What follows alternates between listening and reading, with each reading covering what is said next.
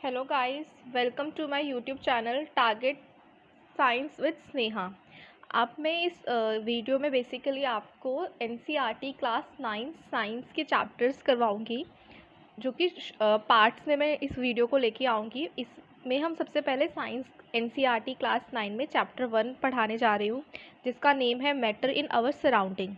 इसमें बेसिकली क्या है, हम मैटर के बारे में पढ़ेंगे और उसकी प्रॉपर्टीज़ देखेंगे, जिसे इन्होंने डिस्ट्रीब्यूट किया है physical and chemical property. Physical मैं इस पार्ट 1 में सारी फिज़िकल प्रॉपर्टीज़ कराऊंगी, इन पार्ट 2 में हम सारी केमिकल प्रॉपर्टीज़ पढ़ेंगे। तो सबसे पहले हम चैप्टर का इंट्रोडक्शन पढ़ते हैं।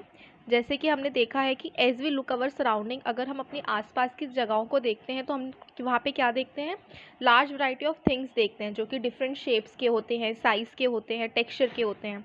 एवरीथिंग जो भी हमारे यूनिवर्स में है, किसी भी मटेरियल से बना है, साइंटिस्ट ने उसका नाम क्या रखा है, साइंटिस्ट ने उसका नाम मैटर रखा है। तो उसे हम क्या बोलते हैं, मैटर बोलते हैं। हम सांस ले रहे हैं, हम खाना खा रहे हैं, पत्थर, स्टोन, पानी, तो मतलब पानी से लेके पत्थर तक, स्टोन, सैंड, ये सब हम क्या बोलेंगे, उसको मैटर बोलेंगे। ठीक है। फिर हम ये भी देखते हैं, अगर हम यहाँ पे पढ़ें, इसको देखते हैं अगर हम, कि इस वाली लाइन से शुरू करते हैं कि we can also see around the all things mention above. जितने भी हम चीज़ें यहाँ पे देख रहे हैं, है ना, और जो भी हमारे आसपास के एरिया में जो भी स्पेस लेता है, उन सारी चीज़ों को क्या बोलते हैं, जो भी स्पेस लेता है, मास लेता है, उन सबको हम मैटर बोलते हैं। फिर उन्होंने ये भी लिख रखा है, देखो, कि in other words they have both mass and volume. जो भी चीज़ें होंगी सबके पास क्या होगा, मास एंड वॉल्यूम है।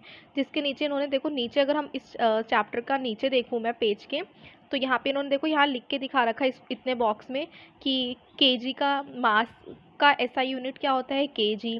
फिर वॉल्यूम का ऐसा यूनिट क्या होता है, क्यूबिक मीटर। ठीक है। फिर 1 लीटर में कितना होता है, 100 ml। 1 ml में 1 सेंटीमीटर क्यूब।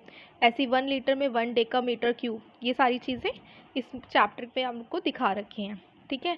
पहले के लोग जो होते थे, अर्ली ह्यूमन, वो किस में बिलीव करते थे, वहाँ के जो इंडियन फिलोसफर थे, उन्होंने क्लासिफाइड किया था कि जो मैटर है वो 5 बेसिक चीज़ों से बना है, जिसे हम 5 तत्व कहते हैं, जो कि थे air, earth, fire, sky and water. ठीक है। जो भी चीज़ें इन सब से मिलके बनी हैं, उनको हम मैटर बोलते थे। अब वो नॉन लिविंग थिंग्स भी हो सकती हैं, लिविंग थिंग्स भी हो सकती हैं। ठीक है। अब लेकिन मॉडर्न डे के साइंटिस्ट के हिसाब से देखें तो उन्होंने क्या इवॉल्व किया, इवॉल्व मतलब उन्होंने क्या चेंजेस किए हैं, क्या नया खोज किया, तो उन्होंने किया है कि इस टाइप, इन जो भी मैटर है उसको 2 टाइप में क्लासीफाई कर दिया, physical property and chemical properties में। तो इस वीडियो में आपको फिजिकल प्रॉपर्टी कवर करा रही हूँ, मैंने पहले भी आपको बोला था। जिसमें अगर हम स्टार्ट करते हैं 1.1, तो हम सबसे पहले क्या देखेंगे, फिजिकल प्रॉपर्टी, मतलब जिससे आपको देख के पता चले, अपीयरेंस, हम किसी का देख के कि हाँ मेरी 2 आँखें हैं, मेरे 2 हाथ हैं, तो ये क्या हुई, मेरी फिजिकल प्रॉपर्टी हुई। अब इस बॉडी के अंदर क्या हो रहा है, कि खाना डाइजेस्ट हो रहा है, एब्जॉर्ब हो रखा है, ये क्या हुआ, ये सारा इसका केमिकल प्रॉपर्टीज़ दिखाता है। तो फिजिकल मतलब हम बाहर से देखने में हमें क्या क्या चीज़ें दिख रही हैं, दैट्स कॉल्ड फिजिकल प्रॉपर्टी। तो मैटर, हमने फिजिकल सबसे पहले क्या देखेंगे, 1.1 में देखेंगे physical nature of matter, matter के क्या क्या फिजिकल नेचर्स हैं। तो सबसे पहले देखेंगे कि जो हमारा मैटर है वो बहुत सारे पार्टिकल से मिलके बनता है। ठीक है। Made up of particles. अगर हम इसमें बेसिकली क्या कर रखा है, कि इन्होंने एक एक्टिविटी दिखा रखी है इसमें, ये वाली एक्टिविटी हम इसमें पढ़ने जा रहे हैं, कि इस एक्टिविटी में क्या है, कि हमने एक 100 ml का बीकर लिया है, जिसे हमने पानी से भरा है और उसमें क्या सॉल्ट डिज़ोल्व किया है। ठीक है। आप नीचे देखेंगे इन्होंने परफॉर्म करके भी दिखा रखा है, इन्होंने सॉल्ट डिज़ोल्व किया है पानी के अंदर, एंड देन उसमें क्या देखा कि कुछ देर बाद क्या हुआ है, हमारा सॉल्ट क्या हो गया है, पानी में डिज़ोल्व हो गया। ये क्या सिग्निफाई करता है, कि पार्टिकल, जो पानी के पार्टिकल्स है उसमें स्पेस थी, कि वो सॉल्ट के पार्टिकल को भी डिज़ोल्व कर रहा है। ठीक है। इससे हमें ये पता चला कि पार्टिकल जो भी हैं, हमारे जो भी मैटर है वो पार्टिकल से मिलके बने हुए हैं। अगर हम इसमें देखें 1.1.2 में, कि how small are these particle, अब हमें ये पता लगाना है कि जो हमारे पार्टिकल्स हैं वो कितने छोटे हैं। तो वो हम कैसे पता लगाएंगे, तो इन्होंने एक और एक्टिविटी करके दिखा रखी है, हम इस वाली एक्टिविटी से परफॉर्म करके दिखाएंगे, कि हमें जो पोटेशियम परमैंगनेट होता है, अगर आप 9th क्लास की लैब्स में जाएंगे स्कूल की, तो वहाँ पे आपको पोटेशियम परमैंगनेट की क्रिस्टल्स मिलेंगी, जो कि पानी में डिज़ोल्व होने के बाद पिंक कलर की हो जाती हैं। ठीक है। 100 ml आपको पानी लेना है और उसमें एक गाढ़ा सोल्यूशन बनाना है वाटर के साथ। ठीक है। 2-3 क्रिस्टल उसके डाल दो और एक 100 ml का पानी का सोल्यूशन बनाओ। उस पानी के सोल्यूशन को क्या करना है आपको, एक 100 ml का सोल्यूशन बन गया, उसमें से क्या करो 10 सोल्यूशन, ये जो इन्होंने लिखा है ना 10 ml, इसमें से निकाल लो, और वो 10 ml क्या करो फिर से 100 ml का एक वाटर लो, उसके अंदर ये 10 ml वाला डाल दो, फिर से लो फिर से डाल दो, फिर से लो फिर से डाल दो। मतलब एक बार हमने 100 ml का बनाया, उसमें से 10 ml का सोल्यूशन निकाल रहे हैं, फिर 90 ml पिछला बचाना, और जो 90 ml था उसमें 10 डाल दे तो 100 हो गया। तो ऐसे ऐसे करके हमने क्या देखा कि ये डार्क पिंक था, ये इससे लाइट हुआ, ये उससे लाइट हुआ, ये उससे लाइट हुआ। इससे मुझे क्या पता चला कि जो पार्टिकल की प्रेजेंस है वो है, कि मतलब इतने मिलियंस ऑफ पार्टिकल्स हैं कि हमें इतने लार्ज वाटर में भी उनका कलर दिख रहा है। बेशक कलर थोड़ा सा लाइट हो रहा है, लेकिन क्या हो रहा है, कलर हमें दिखाई दे रहा है ना। तो इससे हमें ये पता चल रहा है, अगर यहाँ देखोगे इस वाले पैराग्राफ में, कि this experiment shows that just a few crystal of potassium पर बैग, कि बहुत छोटी सी क्रिस्टल्स के अंदर कितने ज़्यादा क्या कहते हैं पार्टिकल्स हैं, कि 100 लीटर का जो आपका 1000 लीटर का जो आपका पानी है, उसमें भी आपको एक 2-3 क्रिस्टल्स का प्रेजेंस दिख रहा है। ठीक है, उसके बाद अगर हम ऊपर आते हैं कि अगर आपके घर में पोटेशियम परमैंगनेट नहीं है तो आप इसकी जगह क्या यूज़ कर सकते हैं, डिटॉल यूज़ कर सकते हैं, कि एक पानी में डिटॉल को आप डिज़ोल्व कर लीजिए, एंड उसका थोड़ा थोड़ा डिज़ोल्व जो सोल्यूशन बनाया है उसमें से थोड़ा थोड़ा पानी निकाल के एक नए बाल्टी में पानी मिलाते जाइए। आप क्या देखेंगे, जो उसकी फ्रेगनेंस है, जो उसकी खुशबू है, वो आपको हर जो भी आपने सोल्यूशन बनाते जा रहे हैं न्यू सब में दिखाई देगी। इट्स मीन्स कि पार्टिकल की प्रेजेंस बहुत ज़्यादा है, बहुत मिलियंस ऑफ पार्टिकल प्रेजेंट है, कि अगर उसके हमें एक सोल्यूशन में 10 से 12 मिलियन टाइम्स समथिंग, जो भी हो सकता है, इससे ज़्यादा ही हो सकता है, मिल रहे हैं, तो भी हमें प्रेजेंस मिलेगा। फिर उसके बाद आता है हमारा सेकंड 1.1, जिसमें हम कैरेक्टरिस्टिक्स पार्टिकल ऑफ मैटर देख रहे हैं। इसमें क्या देख रहे हैं हम बेसिकली, अगर आपको देखें, मैं ये वाला पढ़ने जा रही हूँ कि पार्टिकल जो मैटर है, आप स्पेस बिटवीन देम, की हमने पिछले अगर हम एक्टिविटीज़ देखें तो उसमें हमने क्या देख रहे हैं, कि उसमें हमें यही पता चल रहा है ना कि जो भी हमारे पार्टिकल मैटर के हैं उनके बीच में स्पेस है। कैसे पता चल रहा है, कि हम नमक पानी का घोल ले रहे हैं, सोल्यूशन ले रहे हैं, शुगर एंड वाटर का सोल्यूशन ले रहे हैं, तो उसमें हम ये देख रहे हैं कि जो शुगर है वो पानी में डिज़ोल्व हो जा रहा है, जो हमारा सॉल्ट है वो वाटर में डिज़ोल्व हो जा रहा है। यही हो रहा है ना। इट्स मीन्स उन दोनों के पास क्या है, स्पेस है, कि वो उसको डिज़ोल्व करने के लिए उसके पास अंदर इतनी स्पेस है कि आपस में डिज़ोल्व हो जा रहे हैं। तो यही चीज़ ऐसे हम टी में देख सकते हैं, कॉफ़ी में देख सकते हैं, लेमनेड मतलब जो नींबू पानी का मिक्सचर होता है, कि हम पानी में नींबू मिलाते हैं एंड देन उसको स्टिर करते हैं, तो क्या होता है, नींबू पानी आपस में मिक्स हो जाता है ना। इट्स मीन्स उसको उसने स्पेस दे दी। ठीक है, this shows that there is enough space between particle of matter. इससे क्या पता चलता है कि जो पार्टिकल ऑफ मैटर के बीच में बहुत ज़्यादा स्पेस है, कि वो आपस में दो चीज़ों को मिक्स कर रहा है। अब इसमें क्या देख रहे हैं कि सेकंड प्रॉपर्टी क्या है उसकी, कि जो पहली प्रॉपर्टी हमने क्या पढ़ी, पहली प्रॉपर्टी हमने ये पढ़ी कि जो पार्टिकल है मैटर के उनके बीच में स्पेस होता है। सेकंड क्या पढ़ रहे हैं, जो पार्टिकल है मैटर आर कॉन्टिन्यूसली मूविंग, कि वो मूव करते रहते हैं। अब ये चीज़ हमें कैसे पता चलेगा, इसका एग्जाम्पल इन्होंने कैसे दिया, तो एग्जाम्पल इन्होंने एक एक्टिविटी करने के लिए बोला है। क्या बोला है कि incense sticks in a corner में आप जला दो, अनलिट कर दो, मतलब कि जो आपके घर में अगरबत्ती होती है या धूप बत्ती होती है उसको एक कॉर्नर में आप जला दीजिए। आप थोड़ी देर बाद देखेंगे कि उसकी स्मेल आपको पूरे घर में महसूस होगी, स्मेल आएगी आपको। ठीक है, आप बेशक थोड़े दूर के डिस्टेंस पे बैठे हैं, खड़े हैं, तब भी आपको आ रही होगी। क्यों आ रही होगी, क्योंकि जो उसके अंदर पार्टिकल्स हैं मैटर के, वो सब जगह क्या हो गए, मूव हो गए, कॉन्टिन्यूसली मूव हो रहा है, वो इधर उधर घूम रहे हैं, तो आपको जहाँ तक वो पार्टिकल रीच करेंगे वहाँ तक उसकी खुशबू आएगी। सेम चीज़ हम खाने को लेके भी कर सकते हैं, कि किसी के घर में कुछ अच्छा खाना बन रहा होता है तो हमें उसके घर से स्मेल आती है और वो हमारी नोज़ तक मिलती है। इसका मतलब क्या, जो उसके पार्टिकल्स हैं उस खाने के, वो हमारी नोज़ तक आए हैं ट्रैवल होके, तो मतलब इससे क्या दिख रहा है कि वो मूव हो रहे हैं एक जगह से दूसरी जगह। ठीक है, सेम इन्होंने देखो इसका बताया है कि अगर आप इस वाली एक्टिविटी में जाते हैं, यहाँ पे एक इन्होंने glass beaker filled with water किया, देन इन्होंने बोला है कि इंक ले लो उस बीकर में, ठीक है, और उसमें क्या करो, एक पानी इंक ले लो और एक जगह ड्रॉप बना दो। ठीक है, आप देखोगे जो वो इंक स्लोली स्लोली मूव करेगी, अपनी पोजीशन से आगे बढ़ती चली जाएगी, कि अगर मैंने यहाँ पे इंक ली है पानी के अंदर तो वो क्या होगा कि वो यहाँ रीच होती जाएगी। सेम चीज़ हमारे हनी के साथ होगा, अगर मैं पानी के अंदर हनी मिला देती हूँ तो हनी धीरे धीरे करके आपस में पूरी जगह मिल जाएगा। इससे क्या पता चलता है कि ये मूव हो रहा है, कॉन्टिन्यूसली आपका जो पार्टिकल है मैटर का वो मूव हो रहा है।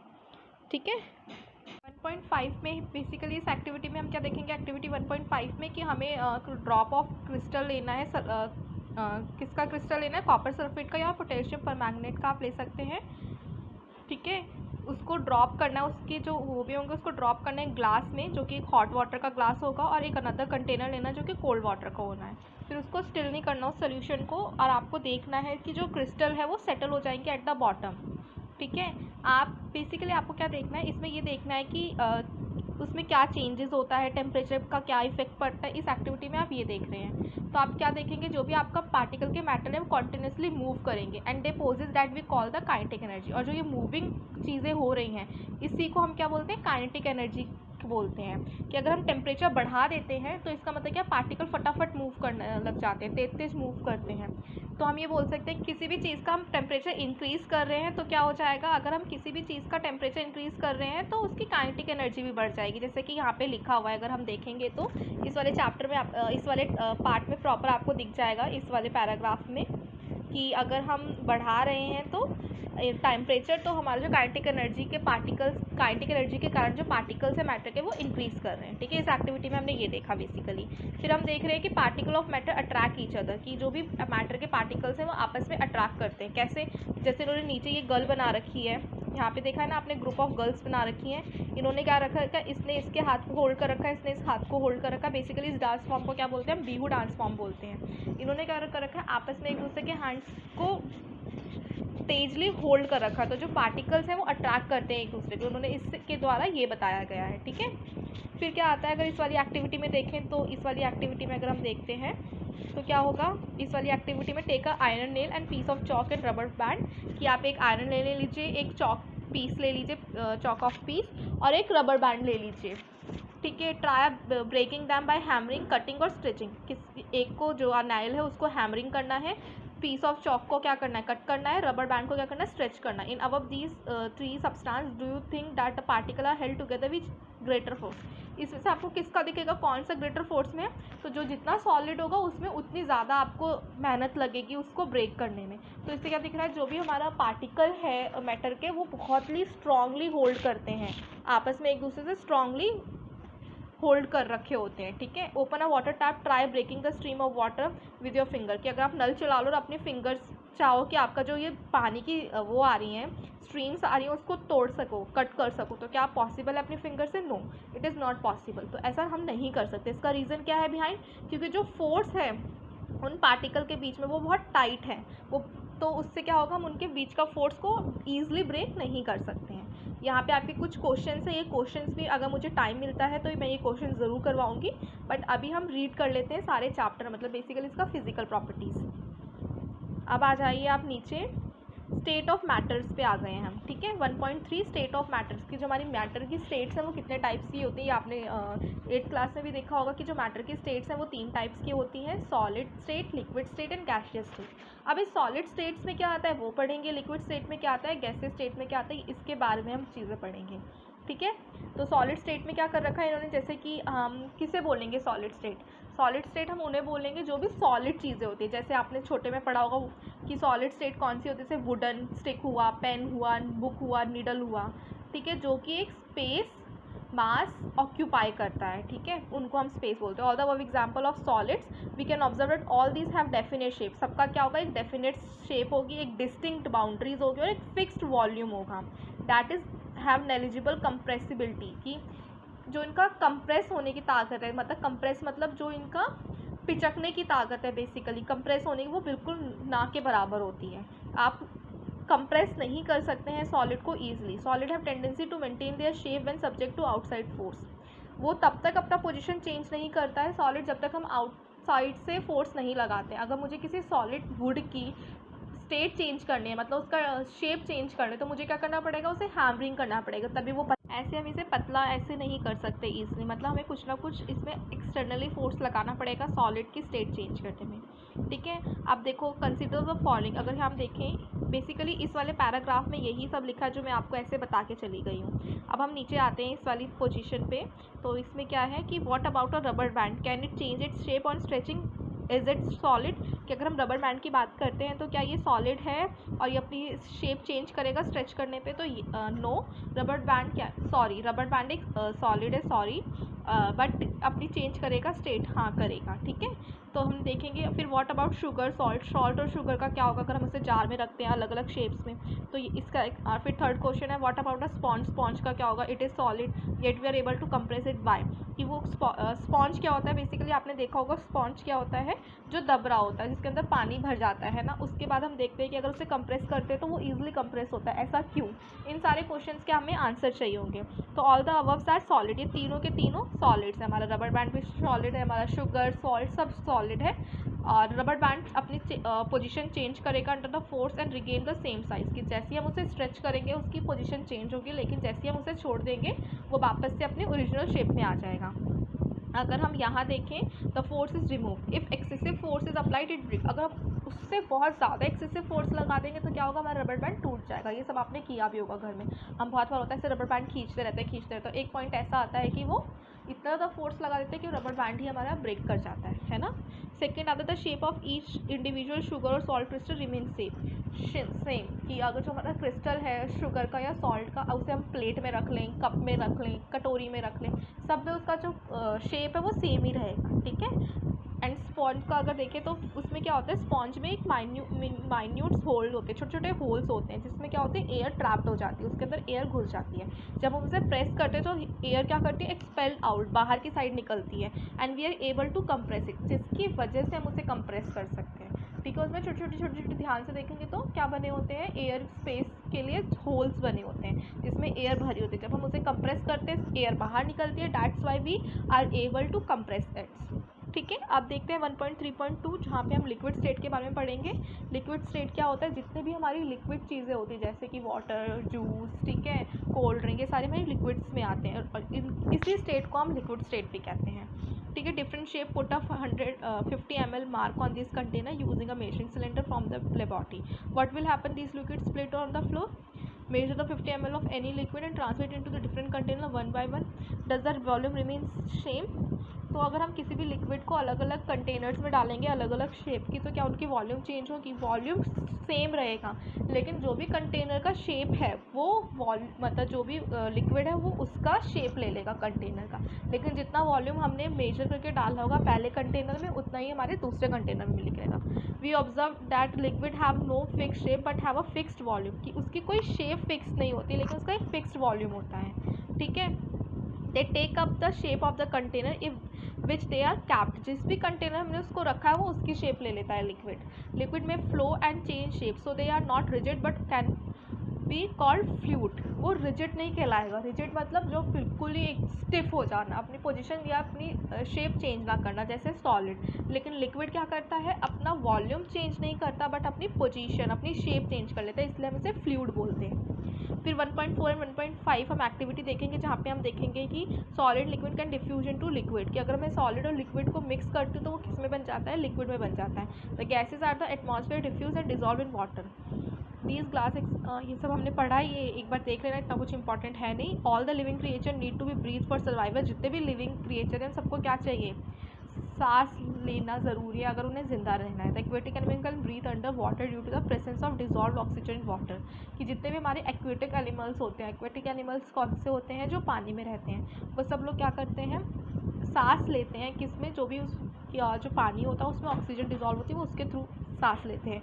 Thus we may conclude that solid liquid कैसे डिफ्यूज इनटू लिक्विड, की जितनी भी चीज़ें हैं सॉलिड हुई, लिक्विड हुई या गैसेज, सब किस में डिफ्यूज आती है, लिक्विड में। And the rate of diffusion of liquid is higher than that of solid, जो भी रेट है डिफ्यूजन का रेट मतलब मिक्सिंग का जो पावर है वो हायर है सॉलिड से, कि अगर हम किसी चीज़ को डिफ्यूज़ करें लिक्विड में तो जल्दी डिजॉल्व होता है ना, जल्दी फैलता है, मूव करता है। And this is due to the fact that all the liquid state present move freely and have greater space between them and other as compare particle the solid state. यही same चीज़ मैंने बोला कि अगर कोई चीज़ liquid में तो जल्दी मूव करेगी देन रादर देन सॉलिड से। फिर हम तीसरा स्टेट पढ़ने जा रहे हैं 1.3.3 द गैसियस स्टेट। अगर आपको इनकेस मेरी वॉइस ऐसा लग रहा है कि मैं बहुत जल्दी बोल रही हूँ तो आप अपने उसमें जो चेंज होता है उसमें चेंज कर सकते हैं, है ना, स्पीड का जो भी ऑप्शन होता है उसमें जाके चेंज कर सकते हैं। और अगर लग रहा है मैं बहुत धीरे बोल रही हूँ तो आप वहाँ से आवाज़ बढ़ा सकते हैं, अपने अकॉर्डिंग आप कर सकते हैं। तो अब देखते हैं द गैसियस स्टेट। इसमें क्या होता है कि आपने देखा होगा कि हम जो बलून वाला देखा होगा कभी कि वो बलून भर रहा होता है उसमें